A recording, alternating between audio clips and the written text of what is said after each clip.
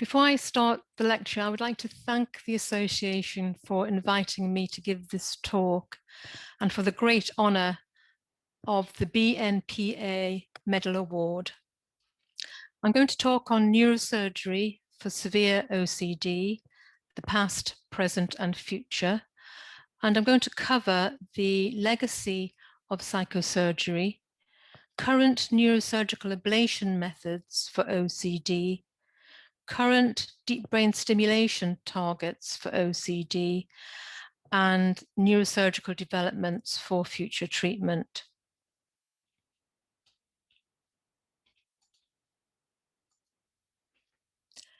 Neurosurgery for OCD is reserved for the most severely affected patients who have not responded to the best treatments. In the UK, it is estimated that 1 to 2% of the population will have OCD at any one time, meaning that it is more common than schizophrenia and bipolar disorder. 50% of patients are classed as severe, requiring intensive treatment. And of these, 60 to 80% will respond well to high doses of serotonin reuptake inhibitors, SSRIs augmented with antipsychotics, or a combination of SSRIs and intensive CBT and exposure and response prevention. But despite these treatments, up to 20% will remain treatment refractory. There is a specialist OCD network in England for intensive inpatient treatment, but even so, they estimate that 10% of their cases are not helped, and these would be the cases that are candidates for neurosurgery. Unfortunately, neurosurgery for OCD suffers from the legacy of psychosurgery in the early part of the 20th century, before antipsychotic medication was developed. In the early 1930s, two types of brain surgery for all types of mental illness were used: frontal leucotomy and transorbital lobotomy. Frontal leucotomy devised by Monitz, following the observation of a calming effect in two non-human primates who underwent lobotomy in the USA, involved introducing an implement called a leucotome into the frontal part of the brain and essentially coring out the white matter of the frontal lobes. And this picture here of a coronal section from a patient post-mortem shows the extent of the damage caused by frontal leucotomy. Freeman in the USA developed the transorbital lobotomy, which allowed such procedures to be performed on a large scale because it didn't need an operating theatre or a general anaesthetic. Essentially, he used an ice pick type implement and hammered it through the thin bone at the top of the orbit of the eye and introduced the instrument into the frontal lobe, moved it around side to side to transect the fibers from the frontal cortex to the rest of the brain. And this transaxial CT scan shows the extent of the damage of the transorbital lobotomy. So as you can imagine, there were significant adverse effects associated with the procedure, and it came into ill repute and was eventually stopped with the advent of antipsychotic medication in the 1950s.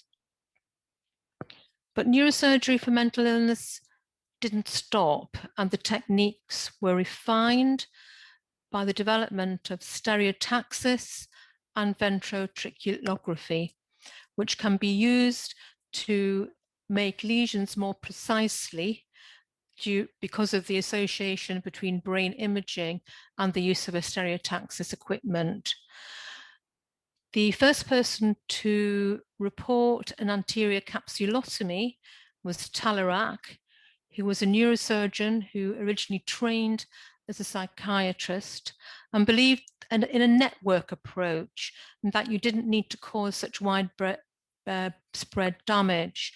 And he targeted the thalamocortical fibers in the anterior limb of the anterior capsule. This technique of anterior capsulotomy was taken up by Lexell in Sweden, who published 117 cases of all types of mental illness, and he showed that patients with OCD particularly benefited with good outcomes in about 78%. And anterior capsulotomy is still used to this day. This is a diagram of where the lesion is placed in the anterior limb of the internal capsule. And this is a transaxial scan and a coronal scan of a patient immediately after bilateral capsulotomy to show the position and the extent of the lesion. And you can see that the lesion is surrounded by edema in this patient because it was done immediately after surgery.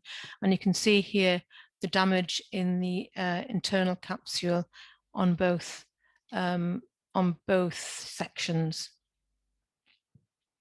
So anterior capsulotomy is not done on a regular basis. And the outcomes for published cases have been recently reviewed by Brown, who looked at 105 cases from 8 studies who'd followed up their patients for more than 12 months. And they showed that there was a mean reduction of 55% across the board in their Y-box. Now, the Y-box is the scale that is used universally to measure the outcome of neurosurgical studies. This is a scale from 0 to 40, with 40 being the most extreme symptoms. And a response is regarded as a 35% reduction in the Y-box. So in this review, there was a mean reduction of 55%, suggesting that many patients responded. And indeed, 54% showed a full response and 18% showed a partial response. Unfortunately, 13% of the cases had a permanent adverse effect, usually incontinence of urine, weight gain, or lethargy. This is a study taken from one of the articles reviewed, showing the response over time in 19 patients. And as you can see, overall, there's a rapid reduction in their Y-box score over the first 3 months. Patients can be divided into responders and non-responders. And in this case, 9 patients responded, or 47%. And you can see that there was a rapid reduction in their Y-box over the first 6 months. And this then stabilized out into the mild range of severity. Later on, anterior cingulotomy was introduced, initially for pain relief for patients with chronic intractable pain.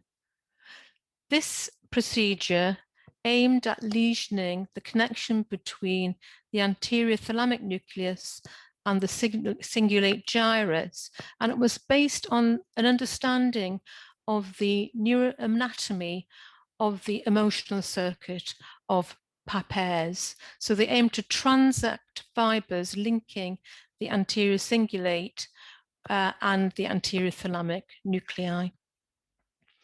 This is also used for OCD patients to this day. And this diagram shows the site of the anterior cingulotomy.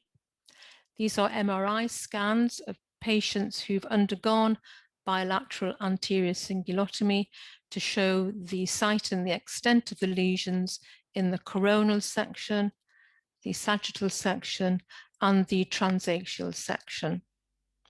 Brown reviewed the outcomes of 51 patients from 2 studies followed up for over 12 months and showed that 41% had a full response to cingulotomy, 25% had a partial response, and 5% had permanent adverse effects. But it's noteworthy that 30 patients had to go for a second procedure because the lesion was regarded as inadequate and the patients had an inadequate response to the first lesion. So the evidence suggests that anterior cingulotomy and anterior capsulotomy have similar response rates between 40 and 50%. There is some hint that a capsulotomy is more effective, but produces more severe adverse effects, whereas an anterior cingulotomy has the problem of many patients having to undergo a second procedure for an adequate response, but at the same time, fewer have adverse effects. Turning now to deep brain stimulation, this has been used for Parkinson's disease for over 20 years and is regarded as a relatively safe procedure. Electrodes are introduced into the target nuclei or tracts of the brain and secured onto the skull. An extension cable is led out under the scalp, under the skin of the neck, and attached to a battery or pulse generator buried under the skin of the chest wall. So if you saw a patient with deep brain stimulation, you wouldn't know it because all of the external hardware is buried under the skin. It was thought that deep brain stimulation would be more acceptable for patients with severe OCD and possibly more effective. This is because each electrode has 4 contact points at the end, and these contact points can be stimulated individually or together to modify the response. It's also regarded as reversible because if it doesn't work, the stimulation can be switched off and the mechanism can be removed entirely. So the first target proposed for DBS for severe OCD was by Newton in 1999, and he proposed a target the same as the target used for an anterior capsulotomy. And this is a diagram or a CT scan of his patients undergoing anterior capsule stimulation for severe OCD. And you can see that the leads here, the contact points, traverse the entirety of the internal capsule.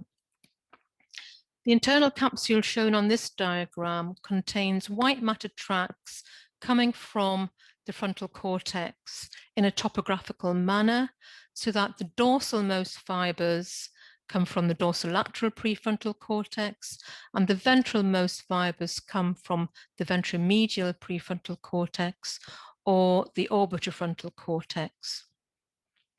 Over time, it was recognized that the most effective target within the ALEC was more posterior and ventral. And the contacts for the most effective electrodes were clustered together more closely and targeted the ventral fibers, connecting mainly the anterior cingulate and the orbitofrontal cortex with the thalamus. The change in the target also caused people to recognize that stimulating the gray matter of the underlying gray matter of the ventral striatum and nucleus accumbens may be important for effect.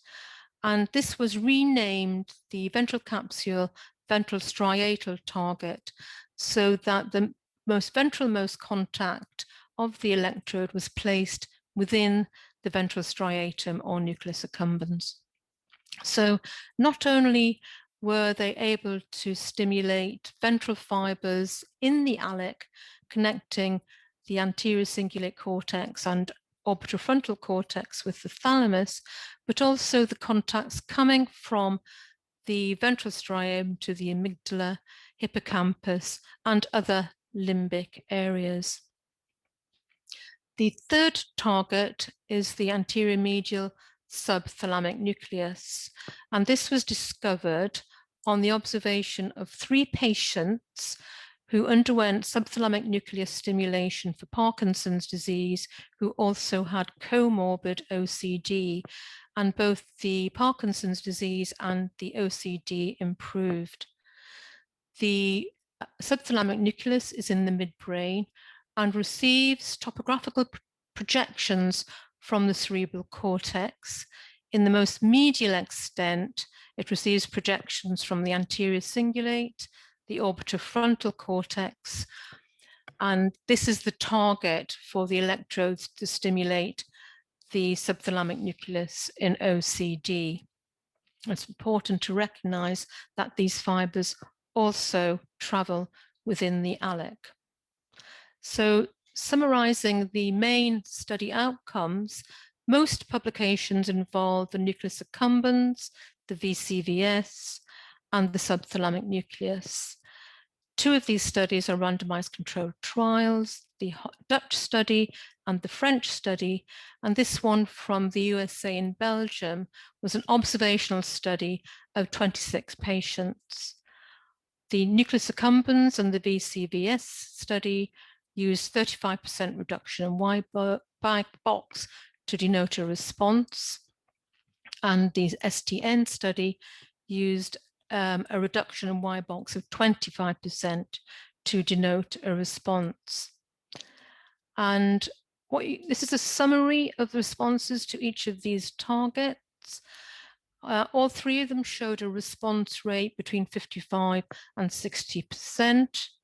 But the interesting finding was that stimulating the area of the ventral striatum nucleus accumbens also improved mood, whereas that of the STN had no effect on mood. So when we were looking to do our own study of deep brain stimulation for OCD, we couldn't make our mind up which target to go for, the STN or the VCVS. We therefore decided to do a direct comparison of subthalamic nucleus and VCVS stimulation within the same patients. To do this, we had a large team. The patients were referred from the highly specialized services. Surgery took place at Queen Square with a team of neurosurgeons, neurologists, and neuropsychiatrists, and we had input about cognitive testing from the Cambridge group. So the question we wanted to ask, the primary question, was which target was better in relieving OCD symptoms. We also wanted to ask subsidiary questions. For example, does the improvement following VCVS or subthalamic nucleus stimulation do so by different mechanisms of action? For example, does the VCVS site mediate the improvement by an effect on mood? And does the STN site directly interrupt obsessions and compulsions? We also thought we would be able to determine which is the most effective target in the VCVS site, the underlying striatum or the fibers of the capsule. And we wanted to ask whether additional cognitive behavior therapy could augment any improvement following DBS. We recruited 6 patients for this study. All had been ill for over 20 years and had persistent symptoms. They were all under the care of the specialist service and were eligible for and offered ablation neurosurgery. And all of them were severely impaired in their activities of daily living. So they were unable to work, and they were generally avoidant of going out into society. This is the design of the study. So initially, the patients went into a double-blind randomized crossover phase where 3 were allocated to VCVS stimulation and 3 to STN stimulation for 3 months, and then crossovered to the alternative site. They then went into open phases where there was combined stimulation, followed by a period of optimization to get the best possible results, following a 3-month period in an inpatient unit for cognitive behavior therapy. We did a whole range of ratings. The primary outcome was the Y box, but we also used the MADRS to determine mood change, and a particular neuropsychological test, the extra-dimensional set shifting task, to measure cognitive flexibility. And we also asked the patients to rate themselves on impulsivity, anxiety, and depression, and similarly used a range of subjective and objective scales of change in disability. The intra-extra dimensional set shifting task is a task of cognitive flexibility, because it has been found out that the particular measure of cognitive flexibility, so-called extra-dimensional set shift errors, is an endophenotype of OCD. So in this task, patients are taken through a series of stages where they are trained to focus on a pink shape and ignore a white line to get the correct response. Towards the end of the study, the contingencies change, so the patient must learn to focus on the white line and ignore the pink shape to obtain the correct response. So this ability to shift attention from something that is overlearned to something that is different following a change is a measure of cognitive flexibility. And this is a summary of what we found. These are the Y-box scores comparing baseline, which each of the double-blind phases and the open phases. And what we found was, compared to baseline, there was a significant difference in their OCD scores after both STN and VC stimulation. And there was no statistical difference between STN and VCVS stimulation.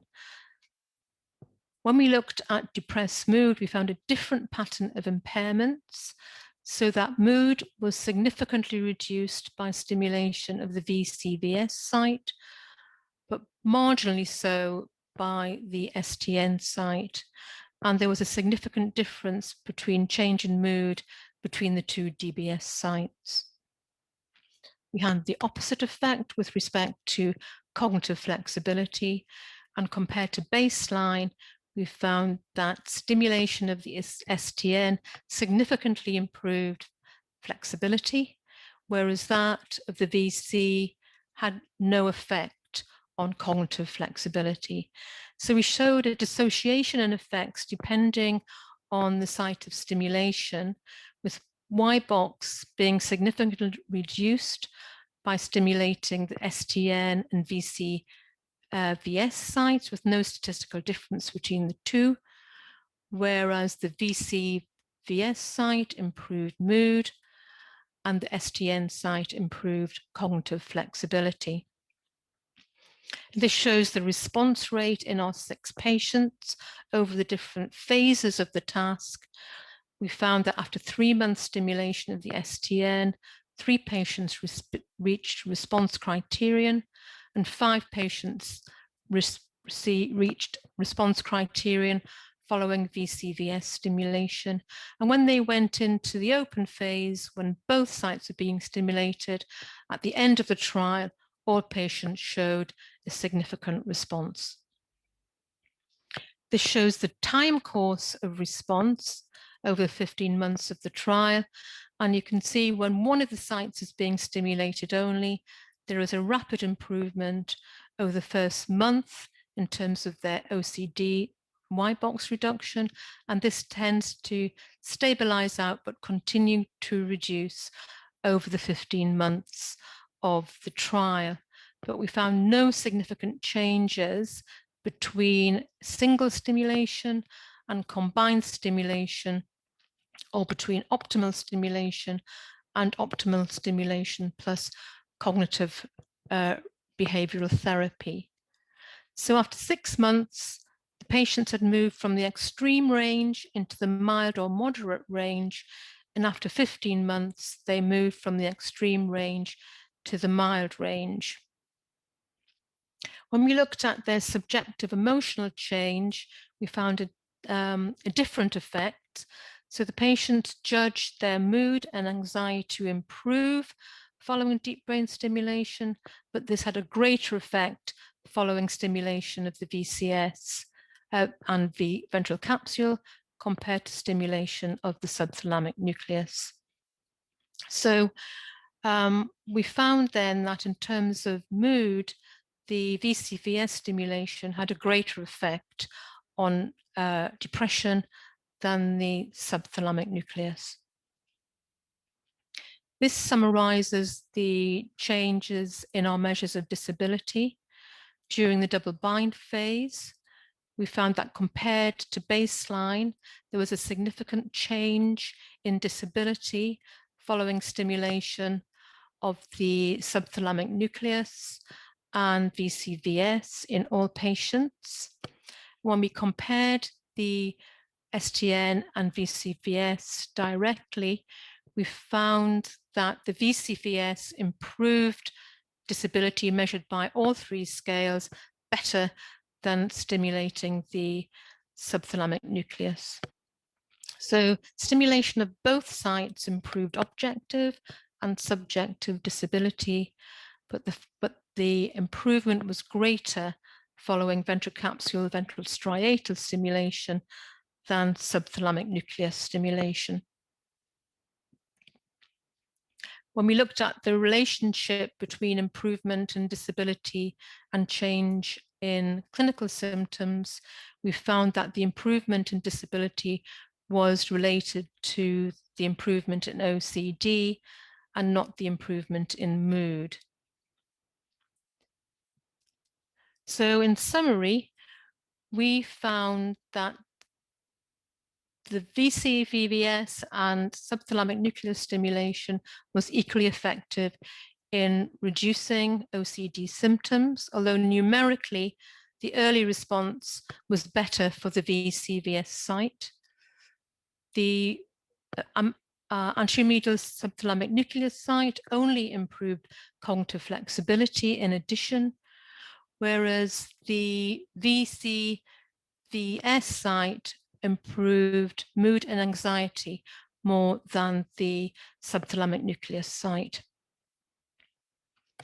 We wanted to know then whether the differences in these two effects could be explained by different mechanisms of action.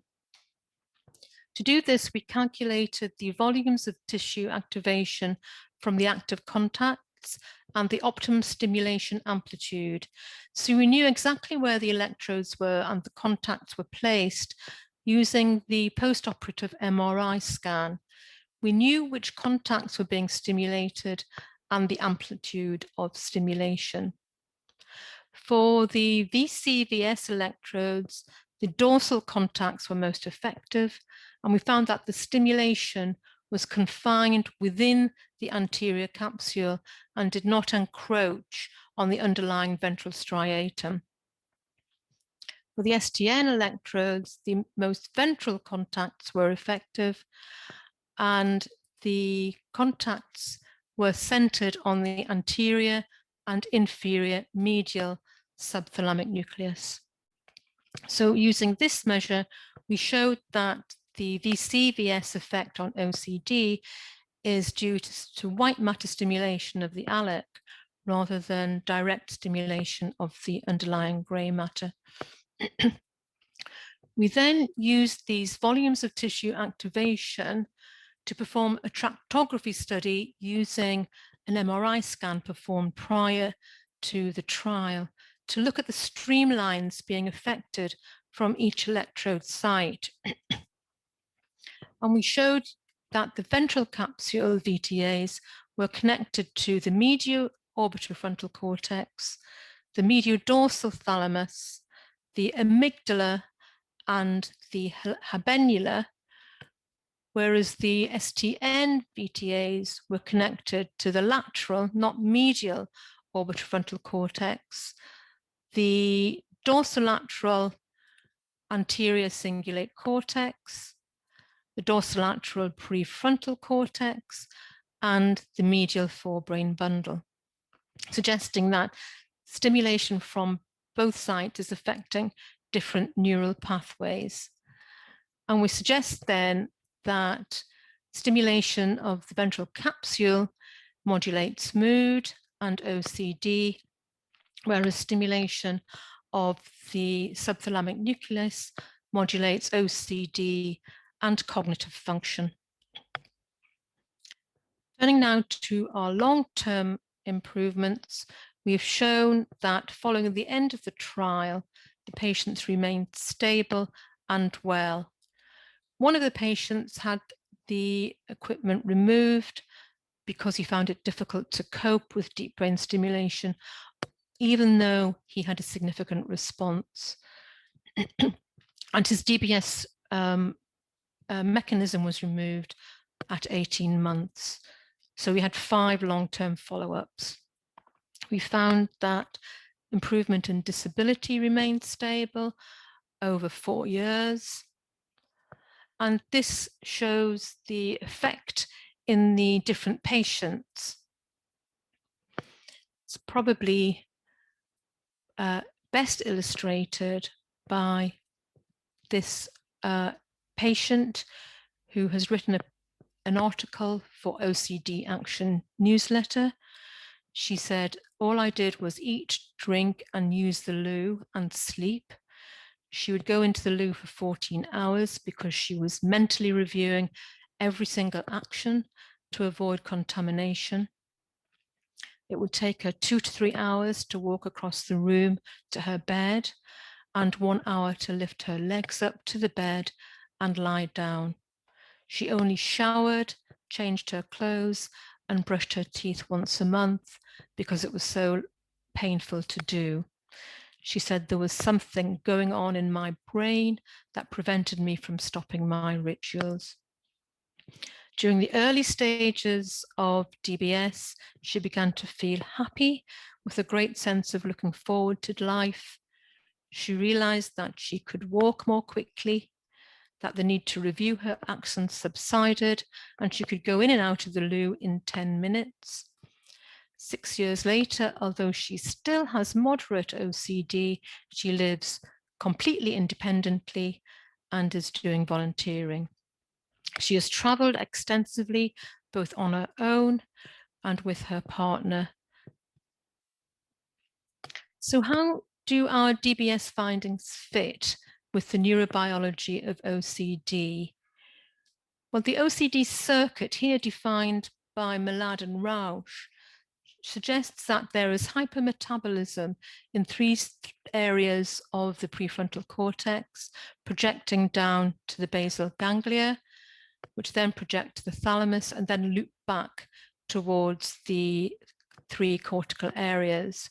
So the idea is that OCD symptoms are generated by an abnormality in the corticostriatal thalamic cortical loops, which become hyperactive, and that DBS inhibits activity in the OCD circuitry, especially by stimulating the ventral aspects of the ALEC, which likely dampens loops involving the anterior cingulate cortex and the orbitofrontal cortex. Now, the subthalamic nucleus also receives direct inputs from these areas thought to be abnormal in OCD as part of the indirect circuit. It also receives these limbic inputs from so-called hyperdirect pathway, which enables inhibition of programming of behaviors within the basal ganglia. So it's considered that STN-DBS allows interruption of compulsions and obsessions which were being programmed within the basal ganglia by improving cognitive flexibility. So what does the future hold for neurosurgery for severe OCD? Well, Suzanne Haber has argued that a knowledge of the anatomical connections may explain DBS effects. She suggests that all of the DBS sites affect the orbitofrontal cortex and cingulate connections passing through, entering, or leaving the internal capsule. For the ventral striatum target, this will also affect these fibers passing through the ALEC, but also connections from the ventral striatum. For the DBS, it also affects fibers from the orbitofrontal cortex and the anterior cingulate cortex in the ALEX, which travel in the ALEC, forming the hyperdirect pathway, but also will affect processing within other areas of the basal ganglia. So she suggests that the common effect is through the ALEC, but that differences in effect may reflect the effect of the different sites on processing within the basal ganglia, thalamus, and connections to the brainstem. And for the future, the aim should be that the target is refined so that the sweet spot is determined around the area of the ALEC. This is one recent publication which suggests that the bed nucleus of the stria terminalis may be a sweet spot.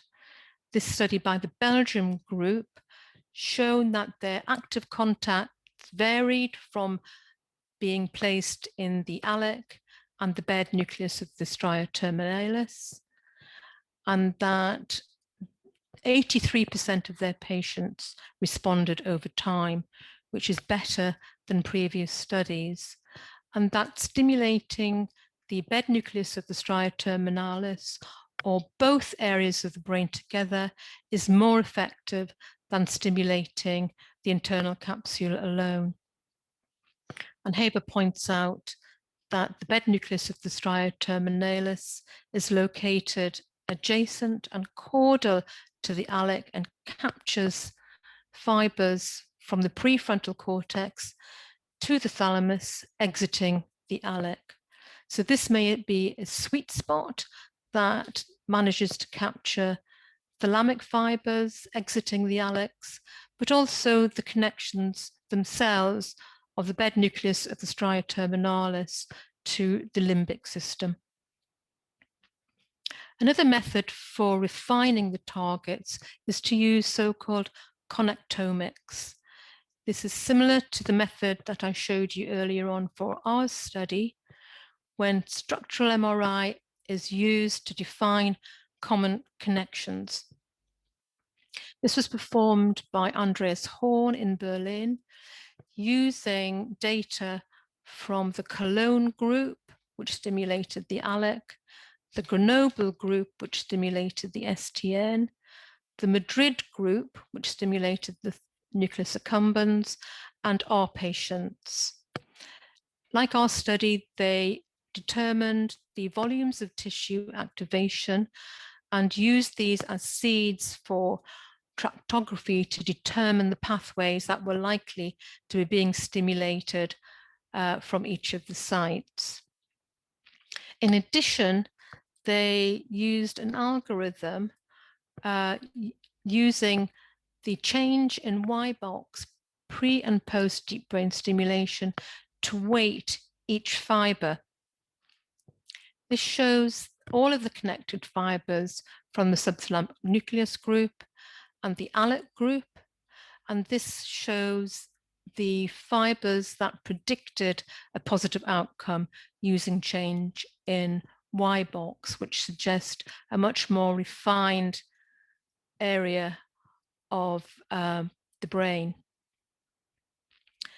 They then calculated which fiber bundle is associated with clinical improvement from either the subthalamic nucleus and the alexcites, and found that this is a fiber bundle that connects the STN, the medial dorsal nucleus of the thalamus, traversing through the ALEC towards the dorsal anterior cingulate and the ventrolateral prefrontal cortex. So in their hands, this was the tract that produced the optimal effects following DBS. And when they compared this to the Madrid and our cohorts, they found a significant overlap in this pathway.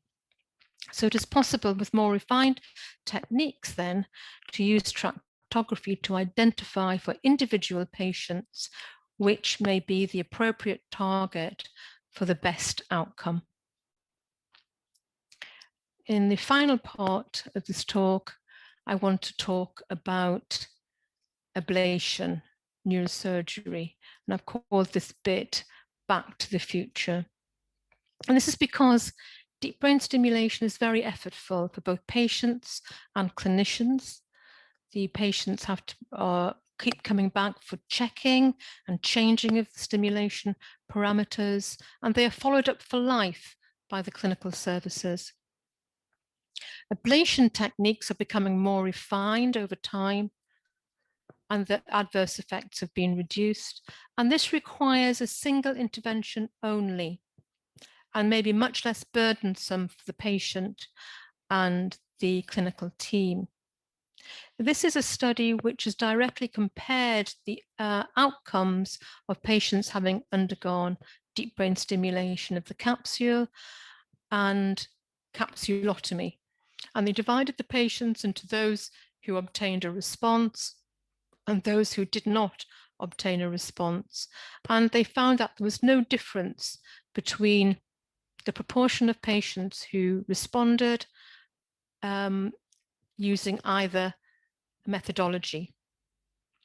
When they looked at those who had a remission, a bigger response, they actually found a statistical difference showing that capsulotomy may be better than DBS. So there seems to be no difference in the outcomes as measured by the Y box when the data is directly compared, suggesting that we may want to go back and reconsider ablation neurosurgery as a procedure. This is a study which has compared patients having had DBS of the capsule, the ALEC, and those who've had a capsulotomy for OCD, and have found that a change in Y box and the change in depression was the same post-operatively for both the capsulotomy and the DBS subgroups. And when they looked at PET scan imaging, they found that both procedures reduced metabolism in the anterior cingulate, the striatum, and the thalamus. So both procedures may be having their positive effects by reducing the hypermetabolism that we're seeing in the corticostriatal thalamic loops. And finally, the other advantage of ablation neurosurgery is that new developments have suggested that you can perform ablation without neurosurgery itself. For example, MRI-guided gamma knife capsulotomy is a system performed in a dedicated system, a bit like an MRI scan, where high-energy radioactive emitting isotopes are focused stereotactically in pulses or shots. This study showed that in 55 patients, there was a 56% response rate over 3 years. This procedure needs to be refined because there are certain dose-related effects, such as radiation necrosis and some clinically unwanted side effects. But this procedure of gamma knife capsulotomy doesn't involve invasive neurosurgery, and this is the overall positive effect on Y box over 3 years in this study. Perhaps more promising is MRI-guided focused ultrasound capsulotomy. This can be done in an ordinary MRI scan. The patients wear a specific helmet, and ultrasound is delivered through the helmet. The advantage of this system is that the lesion side and the position of the lesion can be checked throughout the procedure through serial MRI scans, and there are few reportedly adverse effects.